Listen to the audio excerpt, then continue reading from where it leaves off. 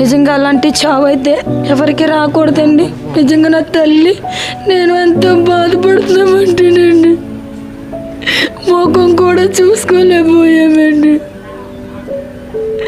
నాకున్న నలుగురు అన్నదమ్ములు నా తమ్ముడు అంటే నాకు చాలా ఇష్టమండి.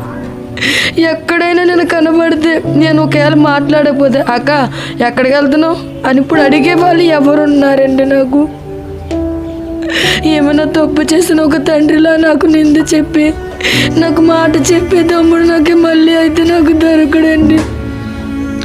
అమ్మా బాధపడకమ్మా, మంచిగా జరుగుద్ది.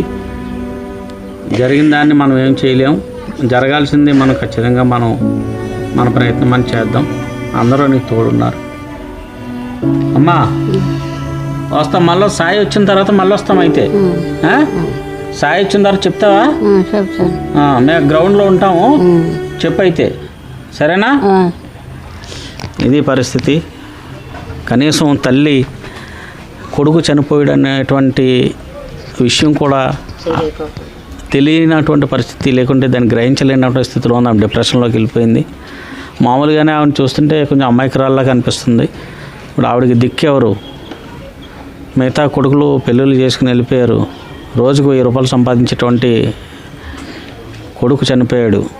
దాన్ని ఎవరు కూడా వెనక తీసుకురాలేనటువంటి పరిస్థితి. కానీ దీని వెనక ఎవరైతే ఉన్నారో వారికి ఖచ్చితంగా శిక్ష పడాలి. ఇలాంటి సన్నివేశం లేదా పని మరొకటి చేయడానికి భయపడాలి. అలాంటి విధంగా ప్రభుత్వం అలాగే పోలీసులు చట్టం సరైనటువంటి పద్ధతిలో ఎవరైతే లొంగిపోయాడో ఏం పేరమ్మ ప్రసాద్, నూకల దుర్గా ప్రసాద్, అలాగే అతని వెనకాల ఇంకా ఉన్నారని చెప్తుంది సాయి వాళ్ళక్క. పోలీసులు ఇంకెవరో లేరు అని చెప్పేసి వాళ్ళు నిర్ధారణ చేసినట్టు చెప్తుంది.